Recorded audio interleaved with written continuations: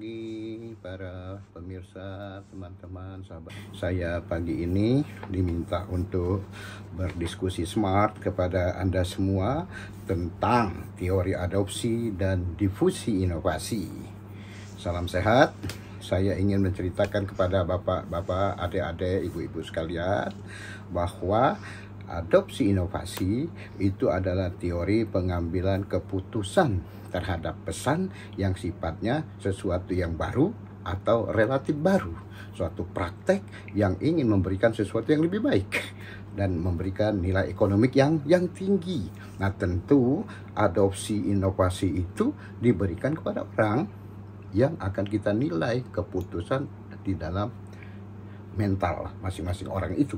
Jadi ini adalah perubahan mental seseorang terhadap terpaan inovasi yang disampaikan oleh agen-agen perubahan.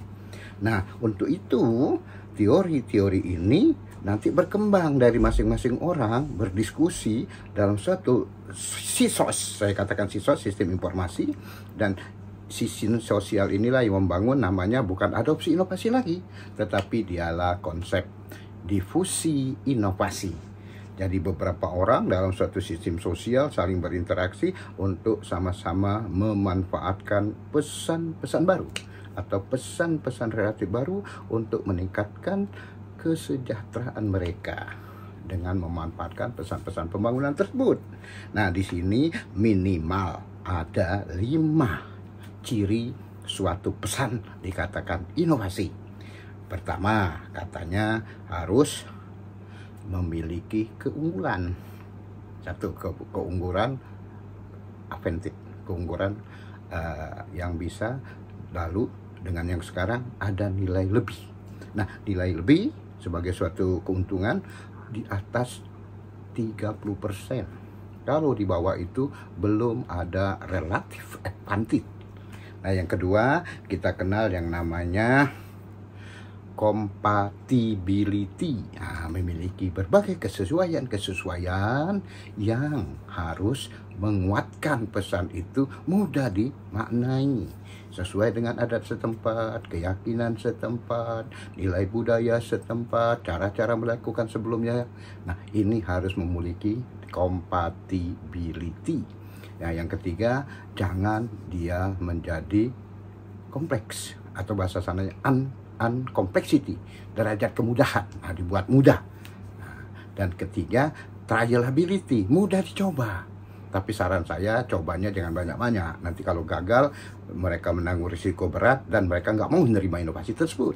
Nah, yang terakhir adalah observability, mudah dilihat, diamati, dan dia menjadi tertarik untuk memanfaatkan tersebut.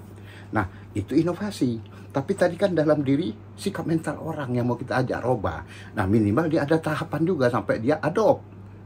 Satu, kita ingin bermain bagaimana dimulai dengan orang itu dibuat awareness.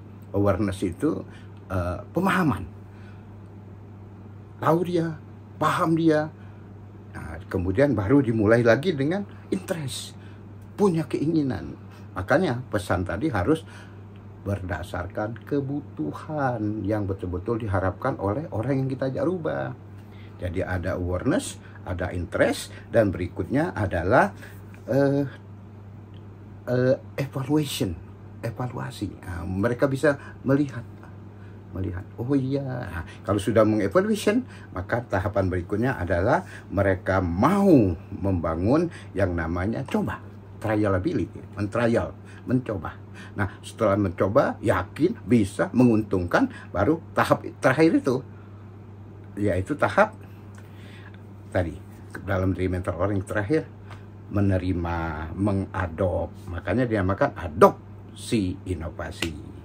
Nah, itu kira-kira teman-teman sekalian yang kita ingin coba capai yang namanya tahapan adopsi inovasi.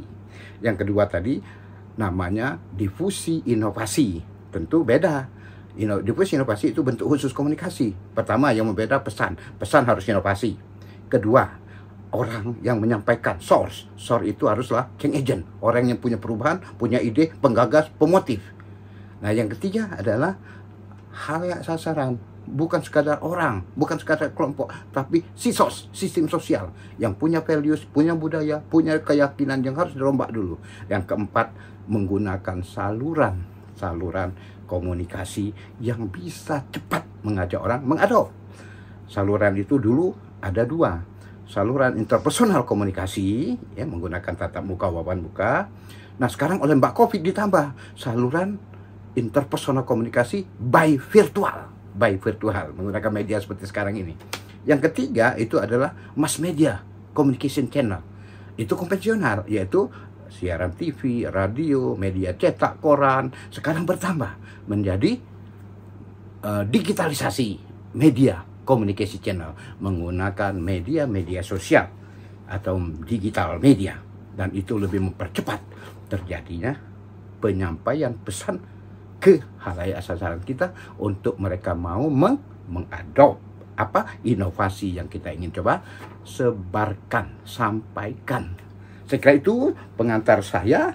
Mudah-mudahan dengan era digitalisasi ini, channel-channel YouTube SKPM itu juga bisa membangun inovasi-inovasi yang ada di pertama pada upaya-upaya mengajak perubahan sumber daya manusia, kelembagaan, lingkungan bisa kita sampaikan dengan baik. Saya kira itu pemirsa yang baik. Assalamualaikum warahmatullahi wabarakatuh.